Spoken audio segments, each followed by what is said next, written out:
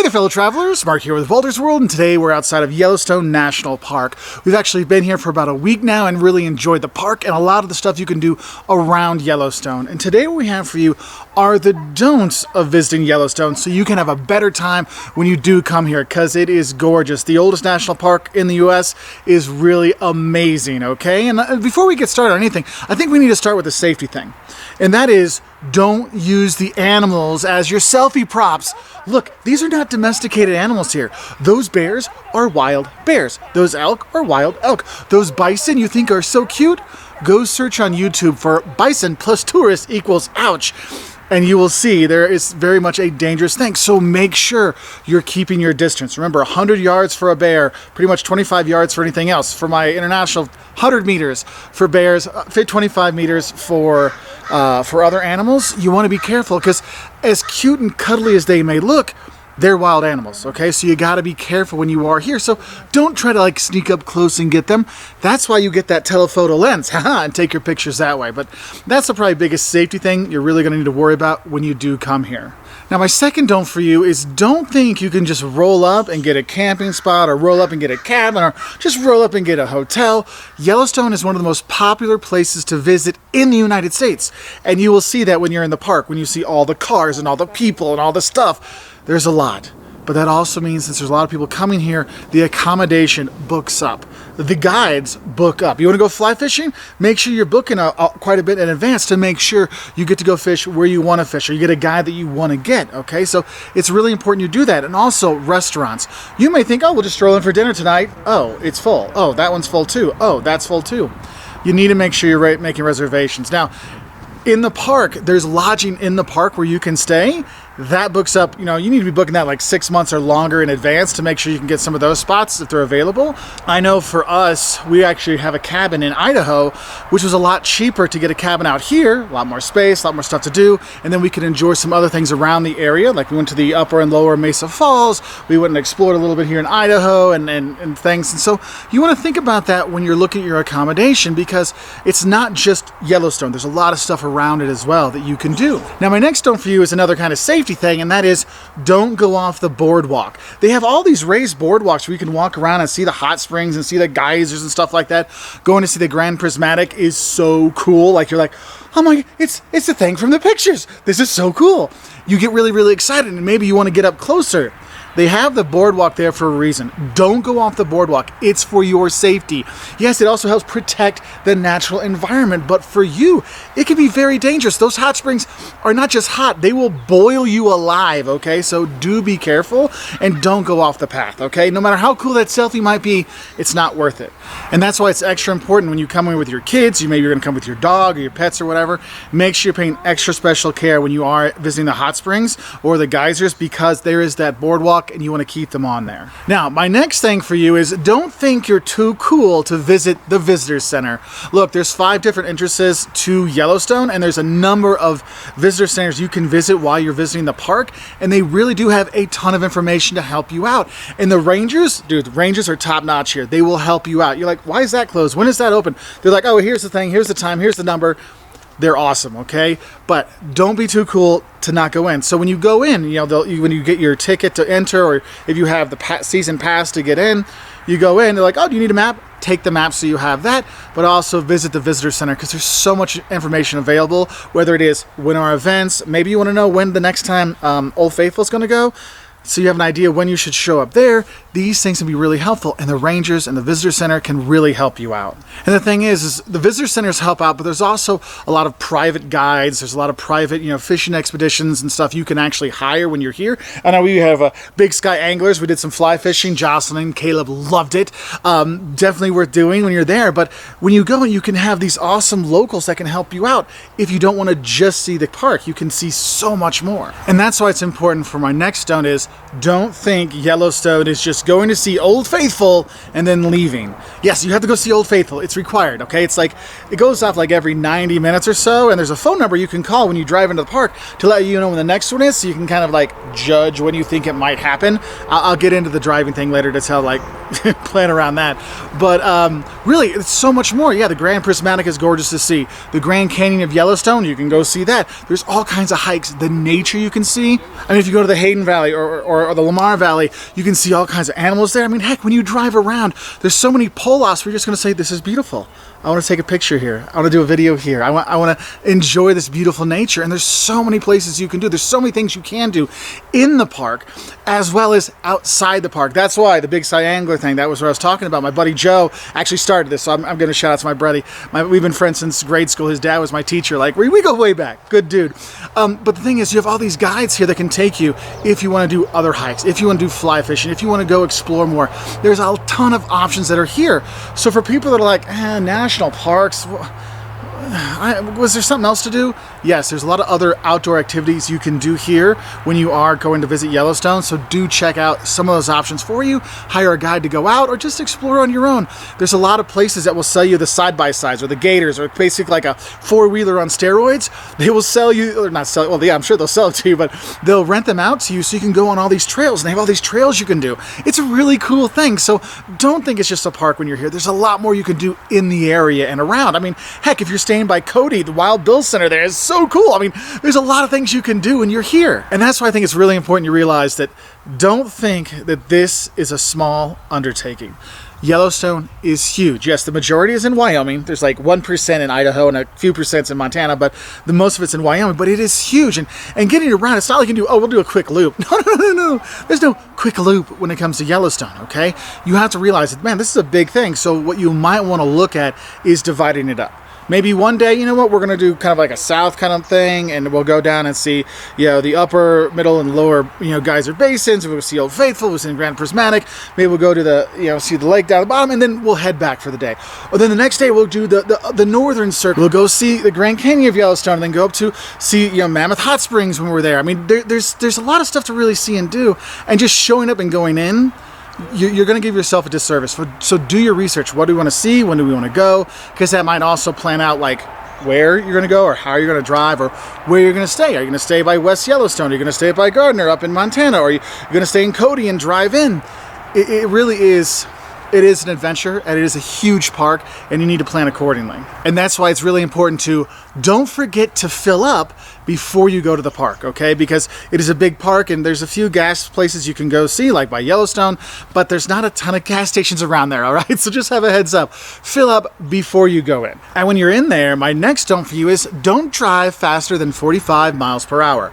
Look, most of the time, you're not going to be able to get up above 45 miles an hour because of the traffic, because of people there, people pulling off the side of the road, and you're like, wait, there's a turnoff, go to the turnoff. 45 miles per hour is the max speed limit in Yellowstone, and the rangers won't have a problem giving you a ticket for speeding, okay? So don't think the rangers, they're just park rangers, they can't do anything. Oh, the rangers, they can.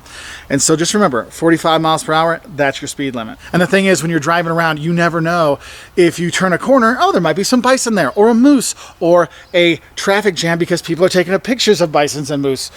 Look, so do be careful, okay? Make sure you're paying attention when you're driving, because it is easy to kind of like wander off and go, my God, this is so gorgeous. This is nature's playground. And you're like, oh, moose! So do be careful. And when you are driving around, my next don't for you is don't pass up parking.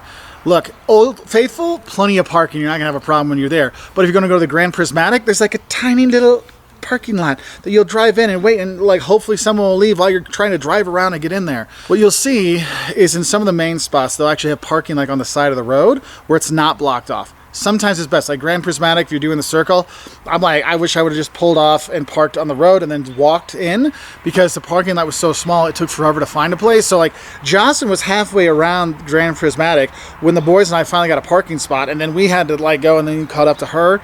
So do have a heads up for that, because so many people come here that parking's not always helpful, okay? That's why it's important. The next don't I have for you is don't sleep in.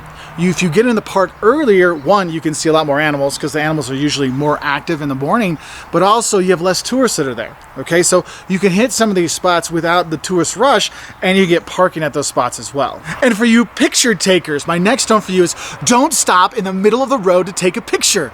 Look, there are abundance of turnoffs where you can turn off and then take pictures. But the people that stop in the middle of the road, look, entire Yellowstone is just a 2-lane road. Okay, like Old Faithful, there's like a little 4-lane thing, but it's just basically 2 lanes going through. So if you stop in the middle, you back everybody up. I know we were sitting there by Grand Prismatic waiting to go, and these people just stopped in the middle of the road to take a picture from a distance from it. We're like, what are you doing? They like got out of their car and ran out. We're like, what the heck, people?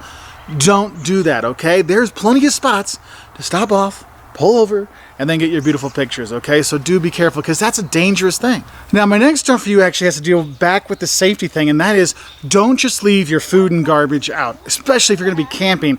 You wanna make sure you're using the bear-proof garbage cans. You'll see them, you'll be like, oh, that garbage can's sealed off. How do I open it?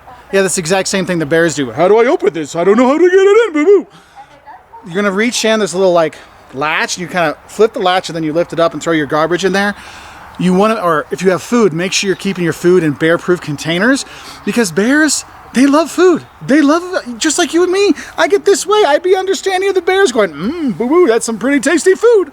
Yes, it is. So you got to be careful, okay? So they say, you know, if you have food 10 feet in the air between two trees, 4 feet off each side, or make sure you're using the bear-proof containers they offer to you in some of the campgrounds. Make sure you're doing that, because just leaving your food in your car, and if you're camping, look, your car is not going to stop a bear if it's like, oh, there's a T-bone steak in there. You got to be careful, okay? So make sure you're not just leaving food out. And speaking of leaving out, and my next stone for you is don't leave out the family. Yellowstone is great for people of all ages and people that want to do all kinds of things. Your kids, there's lots of projects the rangers have for kids to do when you're here. There's all kinds of things for adults to do. There's all kinds of things for grandparents to do. The nature that's here. There's easy hikes, there's more difficult hikes, there's fly fishing you can do. Like I said, the guides, you know, our buddies at Big Sky Anglers, Joe, you know, taking a fly fishing outside, or you can go fishing in the park. Make sure you get your fishing license, by the way. Or maybe you want to do some whitewater rafting, or if you want to do something a little bit simpler, a little bit calmer, they have floats you can do. I mean, there's a lot of really cool stuff you can do.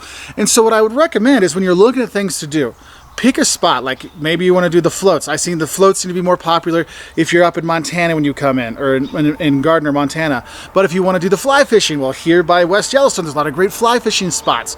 And so you might go to Idaho for that, or maybe you'll be in Wyoming, or maybe you'll be in Montana. There's a lot of options out there for all kinds of people. I know Jocelyn, her big dream was like, Mark, I want to go fly fishing. I want to learn how to fly fish here at Yellowstone with my buddy Joe. I'm like, all right, it's cool. So we got it all set up, and she was talking to him 9 months ago about this to make sure we could get a spot, okay? So make sure you're checking to make sure, especially on a weekend. She went fly fishing on a Sunday. Yeah, you want to make sure you have your spot, so book ahead. And don't leave the family at home, because it is really good. And yes, you can bring your animals, but just be careful. Now, when you're driving around, one thing I will say, when you're in Yellowstone, don't expect the gas at the gas station, the food at the restaurants, or the snacks at the general stores to be cheap. Look, National Park Service, they got to pay the bills too. And I kind of think about it like when I go to a baseball game. Why do I pay so much for that beer I would pay next to nothing for at home? Captive audience, okay? So don't expect any of that stuff to be cheap. Now, I'm not going to say you're going to have bad food. There's some decent restaurants actually in the park and decent places to stay, but don't think it's going to be cheap when you're there. That's why, if you're going to bring food, you know, make sure you have it contained right, but bring food from West Yellowstone, or if you're coming in from Cody, you know, do that. Also, make sure you're filling up your gas tank before you get in, just because, you know what, a dollar here, a few dollars there can add up on a week-long vacation. But there is one thing I can say you can count on this vacation, and that is the weather to do whatever the heck it wants. So we've been here for a week, and we've had the shorts, t-shirt, I'm so hot I'm going to melt. We have the, look, can you see my breath? Yes, chilly, chilly, chilly, like I have goosebumps out here, and I really wish I had my quarter zip on because it's cold. Don't expect the weather to kind of be consistent. You might have blazing hot day in the summer during the day, but then it's really cold at night. It does happen, so make sure you're bringing layers, and when you're driving around the park in your car, make sure you have other layers. Have a blanket, have some water in there, just so you have, you know, you're prepared for these things. And also, here's one of the things that a lot of people forget. They forget sunblock. Look, you're out hiking, and when you're going to see the guys and stuff like that, you're out in the open. I know here I'm in the trees, right? But when you're out in the open, that sun beats down, and you can get burned really easily, especially the little ones. So make sure you're bringing sunblock too. And another thing you should bring, and I mentioned this earlier, but I think it's important to kind of like re-hit, is don't forget to bring the telephoto lens for your camera and a pair of binoculars. Why? Well, I know our phones take pretty cool pictures, right? But when you got to stay 100 yards away from the bear and 25 yards away from an elk or something like this, you have to make sure, like, how do I get that nice, cute picture? The telephoto lens really does a great job. That's how we got a lot of our animal pictures. Like, oh, look, the moose are right there. Oh, we can get up there close up. That's so cool. You can do those things. And by having the telephoto lens, it makes it a lot easier. Also, binoculars just to look around can make it a lot easier to see up close, because you'll see nature when you're here. you'll see all parts of nature when you're here. Take my word for it. Like, yes, son, that is exactly what they're doing. So just have a heads up for that. And then I think a very important thing to add here near the end is, don't expect really good cell service or any cell service in the park. Look, we came in and we made the phone call to see when the Old Faithful would go off. And then about 10 minutes in, we had no signal anymore. And we didn't have any signals throughout. That's why you want to, I want to post this beautiful picture of this and beautiful picture of that. No, it's going to sit in the queue for a while. And when you get out of the park, then you'll have your signal again. Now, some spots in the park, there are signal, but not all parts. So just be prepared for that. So make sure you grab that map. When you come in, when you come in the entrance, like, oh, would you like a map of the park? Take that just in case, because you know what? Unless you have the GPS that's connected to the signals, sometimes it's a little difficult with your phone. So especially if you're using directions. So best to have a physical map as well, just because cell service, not always the best, okay? So I want to give you the heads up for that, but honestly, we have loved our visit to Yellowstone, and there's a lot of really other great places you can visit right by here. Cody in Wyoming, if you're heading out the eastern entrance, kind of there, really cool place to see like the cowboy history of America. If you want to go out the south, you can go down to Grand Tetons National Park, which is also gorgeous, and Jackson, Wyoming's there. If you're heading out this way, we're here in Idaho. You can visit, there's Craters of the Moon you can go visit. It's about 3 hours, 4 hours from here. You got the Mesa Falls, which is the upper and lower falls, which is maybe like an hour from West Yellowstone. It is really, there's a lot of really great things to visit here. But anyway, I'll leave you with that. I hope you have a great time here in Yellowstone. If you want to learn more, maybe the don'ts of going to national parks, or what you should know when you're coming to Idaho or Wyoming, check us out on our website at woltersworld.com. We also appreciate your likes and subscriptions, and if you like these videos, hit subscribe. We put out new videos every Wednesday and Saturday. And also, another don't for you, for my travelers out there. Don't bring your drones. Drones aren't allowed in the national parks, okay? So that includes Yellowstone. So have a good one. And again, watch the don'ts of the national parks for even more like general national park stuff. But if you are here, have a great time. Say hi to Yogi for me. Bye from outside of Yellowstone National Park.